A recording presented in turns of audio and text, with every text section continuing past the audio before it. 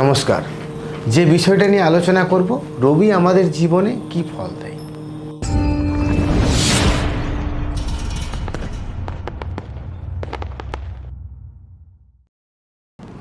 রবি একটা এমনই গ্রহ, আপনারা জানেন যে সূর্য হচ্ছে রবি। রবির আলোতে সমস্ত গ্রহ কিন্তু আলোকিত হয়। তা আপনার জন্মছকে রবি কোথায় আছে, প্রথমে আপনাকে জানতে হবে রবি গ্রহদের মধ্যে রাজা নাম্বার 1, তার সংখ্যাও কিন্তু 1 রবি। জীবনে যা কিছুই কাজ করুন না কেন, সবার আগে দরকার কিন্তু রবিকে। রবি যদি আপনার ভালো থাকে, তাহলে আপনার জীবনে সুনাম, যশ, খ্যাতি, অর্জন সব কিছু থাকবে। কিন্তু রবি আমাদের জীবনে কি ফল দেয়, রবি আমাদের জীবনে কতটা সাকসেস দেয়, রবি আমাকে বা আপনাকে কিভাবে পরিচালনা করে, এটা আপনাকে জানতে হবে। প্রথমেই জানতে হবে 12টা মাস। এই 12টা মাসের মধ্যে রবি এক একটা রাশিতে থাকে 30 দিন করে। বৈশাখ মাসে কোনো জাতকের জন্ম, রবি থাকে মেষ রাশিতে। আবার কোনো জাতকের জ্যৈষ্ঠ মাসে জন্ম, রবি থাকে বৃষ রাশিতে। কারো আষাঢ় মাসে জন্ম, রবি থাকে মিথুন রাশিতে। রবি এইভাবে কিন্তু 30 দিন করে এক একটা রাশিতে কিন্তু ঘুরছে। প্রথমে আপনাকে জানতে হবে রবি হচ্ছে যে রাশিতে তুঙ্গস্থ থাকে। রবি মেষ রাশিতে তুঙ্গস্থ ফল দেয়। তার ঠিক 7ম ভাব তুলা রাশি, মানে বাংলার কার্তিক মাস। কার্তিক মাসে যদি আপনার জন্ম হয়, রবি আপনার জন্মকালের নিচস্থ। তাহলে মেষ রাশিতে রবি তুঙ্গস্থ ফল দেয়। সিংহ রাশি হচ্ছে রবির নিজস্ব ঘর। তাহলে রবি হচ্ছে অগ্নিতত্ত্বের গ্রহ। মেষ রাশি, সিংহ রাশি আর ধনু রাশি, এই 3টা রাশির মধ্যে যদি রবির অবস্থান থাকে, রবি আপনাকে জীবনে রাজা 100% বানিয়ে ছাড়বে। তা রবির সংখ্যা হচ্ছে 1। আপনি জীবনে যা কিছুই কর্ম করুন না কেন, শূন্য পরপর দিলে কিন্তু লাভ হবে না। দরকার আপনাকে 1। একের পরে যদি আপনি শূন্য দিতে থাকেন, সংখ্যাটা কিন্তু আস্তে আস্তে বাড়বে। কিন্তু আপনি যদি এমনি শূন্য বসাতে থাকেন, আপনার লাভ কিছু হবে না। সবার আগে দরকার 1। ওই জন্য রবিকে বলা হয় 1 সংখ্যার মালিক হচ্ছে রবি। রবি আপনাকে দিতে পারে একটা ভালো সরকারি চাকরি। রবি আপনাকে দিতে পারে আপনার জীবনের সুনাম, যশ, খ্যাতি, অর্জন, টাকা পয়সা। সুনামের সাথে আপনি টাকা পয়সা অর্জন করতে পারবেন। সুনামের সাথে আপনি ব্যবসা করবেন। আপনি একটা এমনই ব্যবসা করছেন যে ব্যবসাটা আপনার ভ্যাট হয়ে গেছে। দেশ বিদেশ জুড়ে আপনার জানে যে আপনি অমুক কোম্পানির মালিক, অমুক ব্যবসা প্রতিষ্ঠানটা খুব ভালো, অমুক দোকানটা খুব ভালো, এই দোকানে গেলে খুব ভালো সার্ভিস পাওয়া যায়। কারণ আপনার জন্মকালীন রবি আপনার তুঙ্গস্থ আছে বা রবি নিজের ঘরে অবস্থান করছে। রবি যদি আপনার ভালো থাকে, আপনি জীবনে সব কিছুই ভালো ফল পাবেন। কিন্তু জানতে হবে দর্শক বন্ধু, রবি মিত্র গ্রহ কি না? রবির মিত্র গ্রহ হচ্ছে মঙ্গল। কোনো জাতকের চার্টে যদি রবি মঙ্গল একত্রে থাকে, সেই জাতকে দেখবেন ডিফেন্স লাইনে চাকুরি করতে করতে প্রমোশন পেয়ে আজকে খুব টপ লেভেলে রান করছে।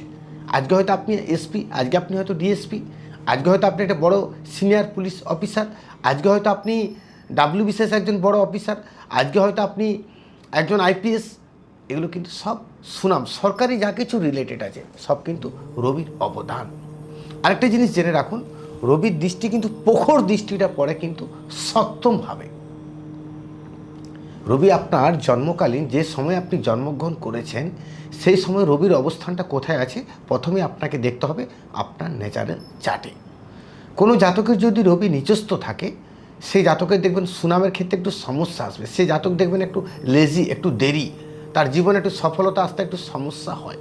কিন্তু কোনো জাতকের আবার যদি রবি নিচস্থ হয়ে বক্রি হয়ে যায়, সেটা আবার একটা বিপরীত রাজযোগ হয়ে যায়। আবার কোনো জাতকের রবি ভালো স্থানে নেই, রবি নক্ষত্রটা খুব ভালো, সে নক্ষত্র জোরে তাকে সাপোর্ট করে দিচ্ছে।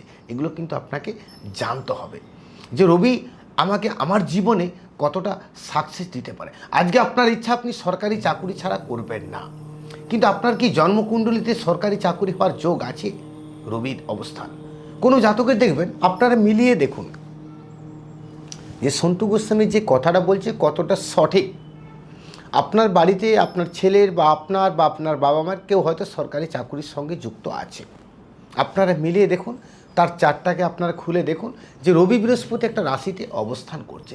রবি বৃহস্পতি কোনো জাতকের যদি একই রাশিতে অবস্থান করে, বা বৃহস্পতি চন্দ্র যদি কোনো জাতকের একই রাশিতে অবস্থান করে, সেই জাতক রাজকর্মচারী তার যোগ থাকে।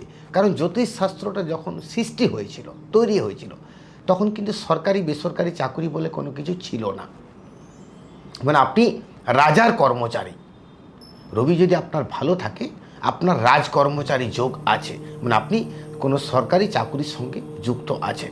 আবার দেখা গেলো আপনার রবি খুব ভালো, কিন্তু আপনি সরকারি চাকরি করছেন না, আপনি বেসরকারি দেখুন খুব ভালো চাকরি করছেন, খুব ভালো প্যাকেজের আপনি জব করছেন, কারণ আপনার চার্টে আপনাকে রবিটা খুব ভালো স্থানে আপনার আছে। রবির জন্য আপনার জীবনে প্রচুরভাবে সুনাম আপনি পাচ্ছেন। আজকে অনেকে দেখবেন পিতার জন্য পুত্রের সুনাম হয়, আবার অনেকে দেখবেন পুত্রের জন্য পিতার সুনাম হয়। এটাও কিন্তু রবির অবদান। কারণ রবি যদি আপনার পঞ্চম ভাবে থাকে, আপনি বুঝতে পারবেন যে আজকে আপনার যা কিছু সুনাম আছে, এর থেকে বেশি সুনাম আপনি পাবেন আপনার সন্তানের জন্য। মানে দেখবেন সন্তানের ভাগ্যে আপনার উন্নতি, সেটা হচ্ছে সবদিকে সৌভাগ্যবান পুরুষ। যে পুরুষের সন্তানের পরিচিতিতে পিতার সুনাম বাড়ে, সেই জাতক বা সেই জাতিকা সৌভাগ্যবান পুরুষ। কারণ একজন সন্তান তার সব জায়গায় বলছে অমুকের বাবা যাচ্ছে, অমুকের বাবা যাচ্ছে।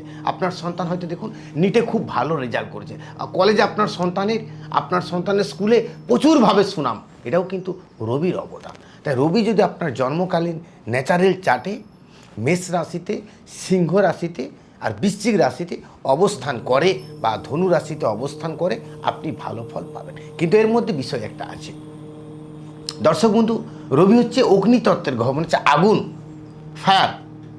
কিন্তু রবি যদি জলরাশিতে পড়ে যায়, জলরাশি কোনটা হচ্ছে বৃশ্চিক রাশি, কর্কট রাশি আর মীন রাশি, এই তিনটা রাশি হচ্ছে জলরাশি। সেই স্থানে যদি আপনার রবির অবস্থান পড়ে যায়, আপনারা বলবেন যে আপনি বললেন বৃশ্চিক রাশিতে রবি যদি থাকে আপনি ভালো ফল পাবেন, আবার এখন বলছেন জলরাশি। দর্শক বন্ধু, রবির সঙ্গে মঙ্গলের সম্পর্কটা কিন্তু মিত্র।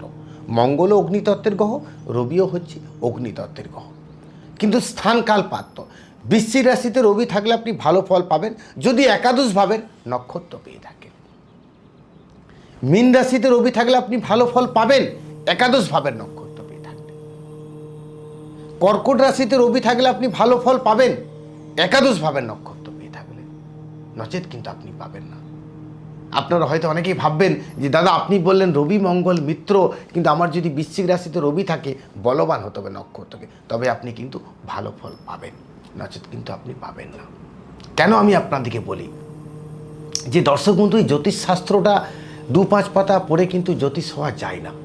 যারা দীর্ঘদিন ধরে 15 বছর ধরে সন্তু গোস্বামীর অনুষ্ঠান টেলিভিশনের মাধ্যমে যারা দেখেছেন বা দেখছেন এখনও, তারা জানেন যে সন্তু গোস্বামীর অনুষ্ঠান মানে কিছু না কিছু নতুন কিছু আপনারা জানতে পারেন।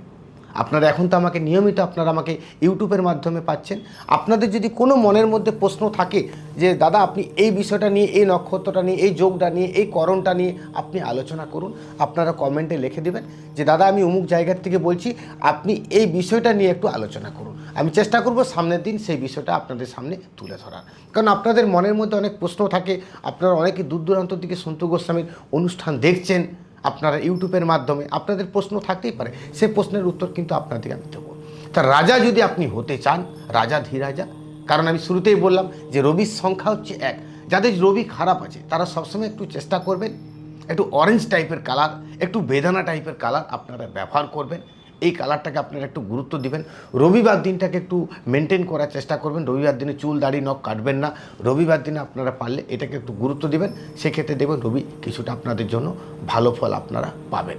তা আপনাদের তো এরকম আলোচনা থাকবেই। সন্তু গোস্বামীর তো অনুষ্ঠান মানেই আপনারা জানেন বিভিন্ন দিন বিভিন্ন বিষয় নিয়ে আপনারা আলোচনা, কারণ একদিন পেরিয়ে যাওয়ার মধ্যে শুধু অনুষ্ঠানটা আপনারা যেমন দেখছেন, আবার এক একটা বিষয়কে নিয়েও কিন্তু আমি আপনাদের সামনে তুলে ধরছি। তা আপনাদের যে ছোট ছোট আশা আছে, সে আশাগুলো যেমন খুব তাড়াতাড়ি সুন্দরভাবে আপনাদের পূরণ হয়ে যায়। আবার আসছি, নমস্কার।